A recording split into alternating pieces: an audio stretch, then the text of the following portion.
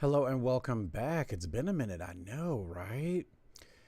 So, we talked about the duelist main syndrome issue that was going on with Marvel Rivals. And now I want to talk about the new blood hunt mode. And I'm going to be honest, I really look at it as this game's savior because whoa, when I tell you I was thoroughly impressed with how they put this together because I had tried out the Marvel Zombies last year, which was a smash hit so well that they extended it like literally twice, that people wanted something else to do with the game.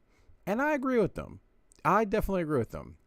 With this particular mode, you basically get to play the different characters with items this time, because in the first PvE mode it wasn't even like an items list. You just play with these random cards that give you stats.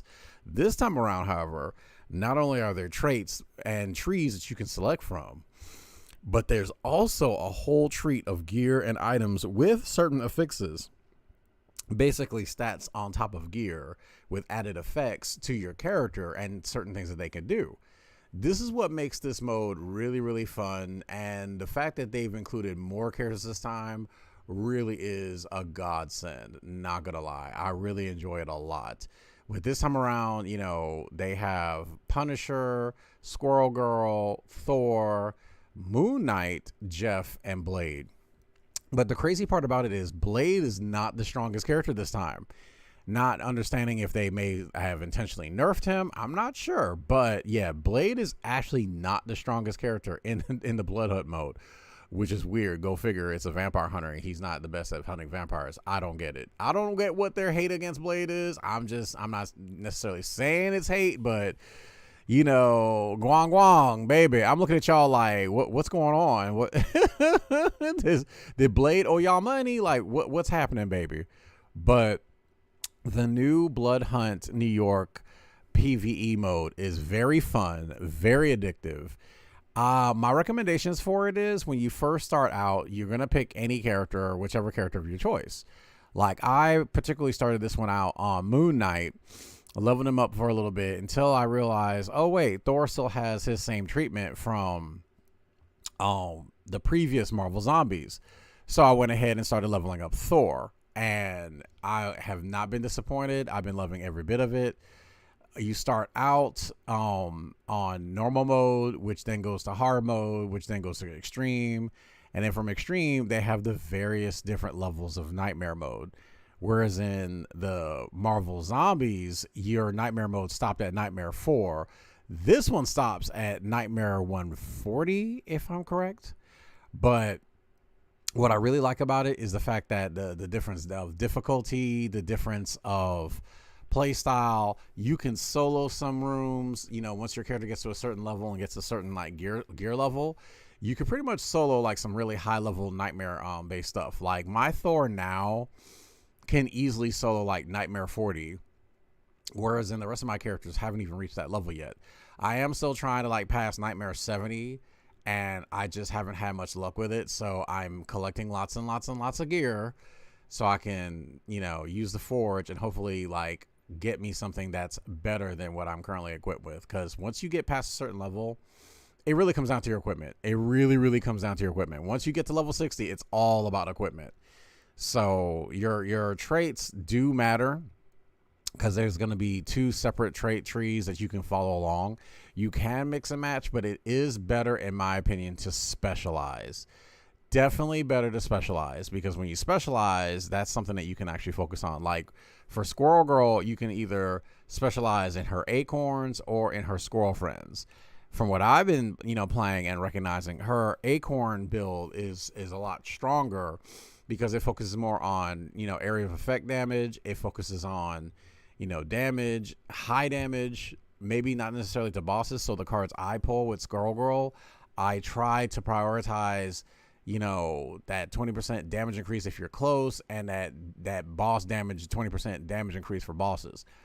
But Marvel Zombies was a lot of fun, but the Blood Hunt, honestly, is even more addictive because there's more modes, because there's more time to play. And I'm really, really happy that NetEase is taking this approach. And this is a definite pivot from the already, two other videos I had that had a lot of, of negativity of me voicing my opinion and venting about the game's current state mode before, this came out. But now that we have PvE in Marvel Rivals, we got some stuff to cook with. Now that we got it, we got some stuff to cook with, because I'm going to be straight up. Sometimes I don't even want to play in a PvP match. Sometimes I just want to get on there, knock out some Marvel blood hunt, go ahead, have some fun, whether it be with some randoms or whether it's by myself. You have that choice. You can choose to uncheck the check mark so you don't have to deal with teammates. Now, I say you want to do that once you've reached a certain level that you're comfortable with. Like when somebody had asked me, so Q, hey, how did how are you able to get like your Thor so powerful, blah, blah, blah. And I said, well, you start out with normal, then you do hard, then you do extreme. And I said, my secret is I stayed in extreme as long as I could. First with teammates, then I started soloing it to get, more gear as well as get levels. Then after I got extreme down, I started doing Nightmare 4. So what you want to do, and like I said, it's just my opinion because I'm more of a solo player. You basically want to farm as much XP and runes, basically gear as much as possible that you can, and then you can use the other people in the queue with you to help you progress. Now, it's not a guarantee, it is a roll of the dice, but the true guarantee is that you're able to actually take that gear yourself, take that experience yourself, level up your character yourself, find the traits you like yourself, and have fun with it. With Thor, I like using his awakening specialization. The awakening specialization allows him to basically be a damage dealer from a distance, and I love it. It does a lot of damage. Oh my god, he does a lot of damage. Moon Knight, I'm gonna be straight up, he is insane. Like you have the melee spec, and you also have his onk spec, and his onk spec is out of control, where you can have just practically unlimited onks all over the place while he's just literally like floating above the sky and just destroying everything. It's really fun how in this mode they came up with so many ways to have fun with so many different characters. Like with Squirrel Girl especially, your Acorn mode can literally be set up to where you're getting health packs off of using Mammal Bond. When you press E on PC, and it basically speeds up her cooldowns. Well, in this mode, not only does it speed up her attack speed and refreshes her cooldowns, it also allows her to spawn, health packs, while you're going against those nightmare waves, which is extremely useful, by the way. Didn't think that Squirrel Girl would end up being the character that has like the most versatility in this mode, but they kind of designed her that way. Like if you really aren't a person that's too keen on aiming, but yet you want to still play this mode, here's Squirrel Girl. She's for you. If you're a person that likes the AoE damage and having fun with AoE damage, I would strongly suggest in this order Moon Knight and then Thor. If you like up close, dive spec Jeff is the person for you. And yeah, Jeff being in here is kind of funny, but they basically are trying to appeal to their casual player base, which I think is a really good idea. And it was just like what I was going over in the last video, how I was like, if you don't appeal to your casual player base, baby, your game's going to die, or it's going to suffer greatly. Blizzard has understood this since the days of World of Warcraft. The minute they try to go nothing but hardcore and ignore their casual player base, they saw a drop in subscriptions, a drop in money, a drop in revenue, and they had to turn that shit around. Okay? Same thing when they were with Overwatch. They were ruling with Overwatch for a good minute. 2016, that was 10 years ago. Y'all had 10 years of this, but they basically neglected the player base. And when you neglect your customer base, you're allowing another company to come in and supply what you aren't supplying and take your customers away. Just putting it out there. So Rivals being keen on PvE right now, trust me, that's no mistake. They've taken toll of what the customers want. They know what the customers are out there for. They know what we like, and they're giving it to us. Is it perfect? No, but it doesn't have to be. It allows me a time sink in something that's not just me going against other players, allows me to still get free items from it, allows me to, sink my time, energy, and efforts into it. And you can even make your guides. You can even look up other guides. There's plenty of guides on YouTube for the exact specking for each character. Go with that. definitely go with that. Choose a character of your choosing, your preference and play style, and have fun with that. Like I said, you can choose like different various trait modes for each of the characters. Like Moon Knight having a melee mode where his onk is above his head instead is kind of nuts, but it's kind of cool. It's a different experience. It's a totally different experience, different type of play styles. I say give it at least a chance.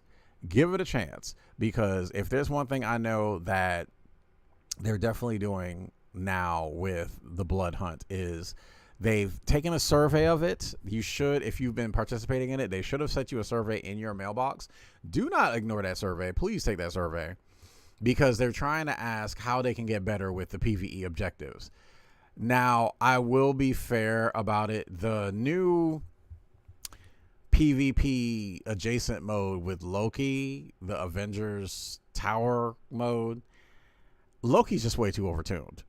Like, you're not killing him. A decent Loki player with that overtuned Loki is not going to die.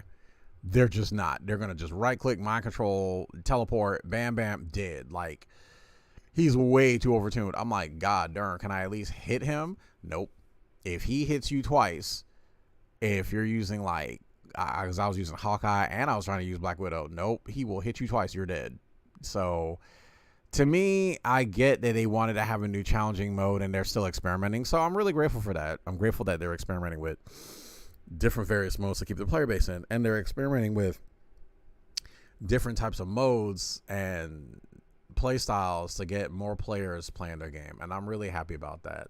Am I excited about the Avengers mode? Not really. Am I excited about taking pictures in Times Square for the Avengers mode? Not really. It was cute nostalgia for 2012, but honestly, with the way people are hogging the photo space, the way people are acting towards a lot of things, current MCU, yeah, I could literally pass this one and just do Blood Hunt and I'll be just fine. So I'm like, bring on the Ultron mode, bring on let me play it, let me play a beefed up version of Ultron. Been wanting to do that for a minute. Speaking of which, I'm kind of shocked with all the maid outfits. They haven't made like a maid Ultron costume. And I promise you, if they did, I would cop that. Let me tell you why I would cop that. As an Ultron main, I would so cop that maid outfit if he had one. Why? Because in the PvP modes anyway, I really feel like the developers designed Ultron to be a babysitter for like bad duelist mains. I'm dead serious. Like, whenever I play him in the PvP modes or even the practice versus AI, which is where I'm usually at, it's like the players will be like, "Can I get invisible women? Can I get?" I'm like, "Can you play? Can I get kills? Can I get damage?" And they shut up as soon as I say that too, because I'm like, "No, the heals are right here. Are you really gonna be out there in the middle of the street letting yourself get blasted by bullets, standing in the middle of traffic? No, you're gonna be hiding behind corners, whatever, and letting the healing take place. Just adjust, people. And if you like playing alternate play styles, please don't let these players bully you. Please do not let these players bully you into whatever meta box they want to put you in. Practice the character you want to practice. Practice the characters you want to practice. Practice the modes you want to practice. Have fun in the modes you want to practice. Remember, at the end of the day, it is a game. It is meant to be enjoyed. It is meant to be embraced. It is not meant for you to sit here and work your butt off over nothing. No. Like some people like the try hard stuff. Some people like the higher difficulty stuff, and that's great. There's room for that. There's competitive mode. You can even set up your custom modes to practice like against harder bots. But of course, a lot of player base will tell you. They will tell you. A lot of times they'll tell you things along the lines of making suggestions around their play style. Where that's all well and good if you went in with them and they're your friend and they're showing you how to play. They're essentially showing you how to play around them. But Marvel Rivals is a game in which it has multiple different type of play styles per character. So I would say to you, get in that practice range and learn the characters. People be like, "Oh, I'm going to go in comp and I'm going to learn this character." That is not what you do in this game. No. Competitive is not where you learn characters, y'all. Please stop doing that. Please stop being an EOMM demon when you do that. for the love of all that is wonderful and holy, please do not go into competitive talking about you learning a character. No. What a lot of players could use is some solid advice on some basic tips with this game. And I'm going to be straight up when I say this. All you really need to do to learn Marvel Rivals is take advantage of the practice modes until you've gotten to the point where hard mode is easy. Once you've gotten there, for the most part, you got most of the game down. But a lot of players will lie in the forums, in the Marvel Rivals group on Facebook. They'll lie every single column like, oh, the bots are too easy. No, the fuck they're not. Let me go ahead and poke holes in that story. The bots are not too easy. Okay, they just like saying that because they claim, oh, well, it's not the same as a human experience. Okay, so that bot auto aiming at you and tapping you out that sky because you were bad at positioning didn't teach you anything. Oh, okay, girl. Yeah, all right. Rolls eyes. You know, but learn. A lot of people don't even open up the practice range and practice their aim. Oh, it's not the same hitting a bot, but you're still training your hand-eye coordination. You're still taking the time to practice actually aiming at with your reticle. You're taking the time to understand, you know, like I said, that mind-muscle connection so you can make those plays in the game. If you spend at least, even if it's 30 seconds to like 5 minutes, just a little bit of time practicing your aim, practicing your character, practicing to where you're comfortable with combinations, practicing, you'll get better at this game eventually. And I'm a person who has not played hero shooters. Like, I've played Overwatch like only a few times back when it first came out in 2016, and I just never played them ever since. You know, hell, I was playing like Pokemon Go, and I was even playing like Elder Scrolls Online and other MMOs before I got to Marvel Rivals. But because it's free to play, it has such a wonderful, you know, selling point. Plus, it has, you know, wonderful character expression. I decided to give it a try, and I was pleasantly surprised. But like I said, staying in the practice mode will save you because you'll learn things that players themselves can't really teach you. And I really feel like players need to get in there and understand their character before trying to brag on the forums about, well, I'm such and such rank. Baby, these ranks are not real. So that, oh my God, it sounds like a bronze take. Sounds like you need to go outside and understand what reality is. Don't let these players with these high ranks get on you or try to make you feel ashamed for playing a game and enjoying it. Please don't. Please do not let this toxic player base, because a lot of them are very toxic, don't let them bully you into playing something you don't want to play. Like I said, I like playing in the practice modes when it comes to practicing for PvP and learning and practicing for competitive. So I basically am sharpening my knife. But when I get into quick play, when I go into quick play, I'm not going to lie to you, because of how this matchmaking is, I pretty much be expecting to lose, but I'm very surprised at how many kills I get and how high in efficiency I am with my characters. So it's a plus. It's a plus. It's definitely a plus. But I do really enjoy the 18 versus 18 because that's more chaotic, you know, and I love the chaos of that mode. I love that it literally is a coin toss and it will test which side is better coordinated. Marvel Rivals is doing its thing, baby. It's back on the map, and these PvE modes is definitely helping out. So hopefully we'll see what happens with next season. I believe they're hinting towards Cyclops and Devil Dinosaur coming out next season, which I'm just like, for the love of God, please stop releasing duelists. Like, just stop releasing duelists. Everybody and their mom is tired of duelists. But in the meantime, there's a nice PvE mode for at least the next 90 days that we can sink our teeth into. So let us practice with that, and I will see y'all in the next vid.